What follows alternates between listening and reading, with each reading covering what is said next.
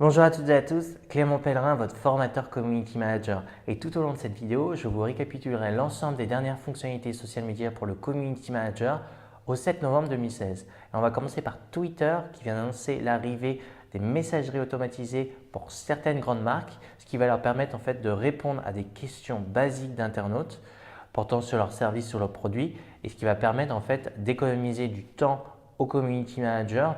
Donc, par exemple, il y a des questions très simples du style quel est le prix d'un produit, comment accéder au magasin le plus proche.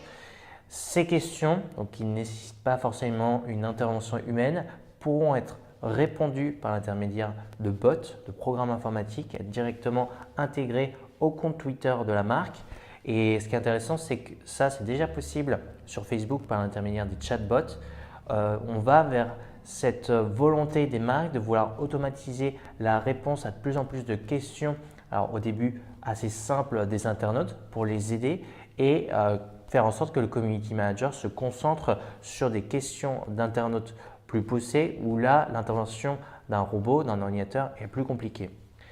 Sur Instagram, possibilité d'identifier des produits sur une photo et ça va être très intéressant parce que ça va donner la possibilité aux internautes de pouvoir, sur une même photo, consulter des fiches e-commerce de différents produits et mettons si sur une même photo il y a une bague, un sac et un foulard et que l'internaute est uniquement intéressé par le sac, il va cliquer sur le sac et être redirigé uniquement vers la fiche e-commerce du sac.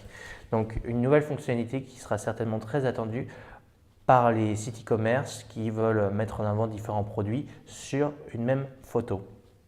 Et enfin, YouTube qui a annoncé de nouvelles fonctionnalités pour la gestion des commentaires.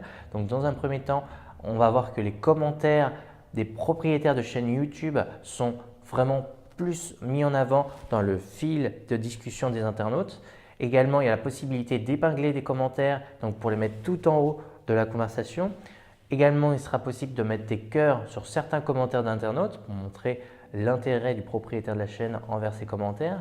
Et enfin, il sera possible de définir des mots-clés pour effectuer une modération a priori et faire en sorte que certains commentaires qui comprennent les mots-clés donnés ne soient pas affichés dans le fil de discussion.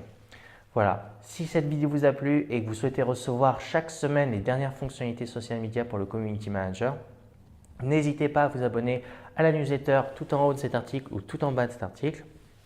Et sur ce, je vous souhaite à tous une très bonne journée.